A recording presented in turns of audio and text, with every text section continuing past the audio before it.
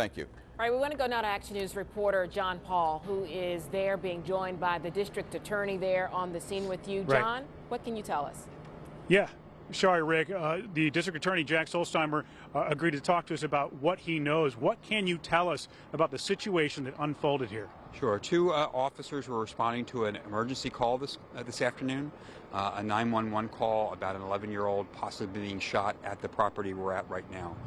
They responded and they immediately took gunfire from the house. Somebody shot at them. Two officers had been injured. My understanding is they are going to be okay. They're in stable condition, but we're saying our prayers for them right now. Everybody in Delaware County should be praying for these two officers who ran towards fire when everybody else can run away from it. As you can see right now, every agency in Delaware County is out here responding to the scene. The individual inside set fire to the house, and it's been burning for quite a while now. They are putting the fire under control, and then we're going to deal with whether or not the shooter is still alive inside the house. So it's still an active crime scene. There's a lot still going on out here. I'm heading over to the hospital to see these two officers and to offer them my prayers and my thanks for what they've done. I mean, do you know anything about the 11-year-old? Do you know how she's doing? Have you been? We had no idea if there even is an 11-year-old. All we know is that there was a call that was the call they were responding to. So it could have been a trap, is what you? It could be. We have no evidence right now that it was or it wasn't. All I know is that the officers were responding to that call to our 911 center. Then as they came to the scene, they immediately were shot at by somebody from inside the house. So we've got no independent knowledge whether or not there is an 11-year-old, was an 11-year-old shot, who was inside the house. All that is to be determined because somebody set fire to the house. The shots have now stopped. The fire has largely burned out the house. And we're at the point now where officers are not only just taking control of the fire, but they're going to go in and make entry and try to stabilize the situation and find out the exact questions you're asking. Yeah. Who was inside? Was there an 11-year-old girl? And if so, what happened? You don't know anything about the person who was in there or anything like that? Nothing. Correct? Nothing at this point. We're still trying to get inside the house to find out what happened. The house is largely burned out. I don't know if the person has burned himself to death. We don't know. All we know is that it's been burning for quite a while. It's largely burnt out. Police officers and fire department are here on scene.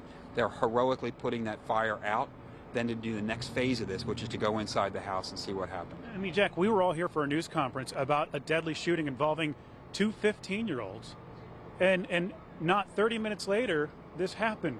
When you heard this, I mean, just tell me what was going through your mind. It's incredible. The level of violence that can happen in our communities because of gunfire and guns in the hands of the wrong people is just out of control. You're right. We were just together a couple hours ago talking about one 15-year-old who killed another 15-year-old with a ghost gun. And now we've got officers trying to respond to a call, which is an emergency call, and they take gunfire. That's just horrendous. That should not happen in the wealthiest country in the history of the world. So we've got to, as a society, deal with these problems. We as a law enforcement community are dealing with the situation at hand and making sure that our guys who run towards danger so the rest of us can run away are given the best care possible. So please, everyone, just pray for these two officers. I understand they're in stable condition, but I want to see them firsthand. And that's where you're going right now? Heading right now to the hospital. Okay. And just, I know you're in a rush here.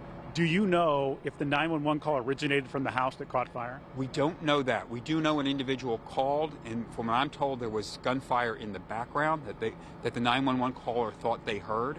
So it was an emergency call, and appropriately so, these officers immediately responded, came to the house, and were going to be ready to deal with the situation. My understanding, again, gunfire came directly at them. That's when they were hurt. Other officers responded. Delaware County, you can look here and you'll see every department in Delaware County represented here today.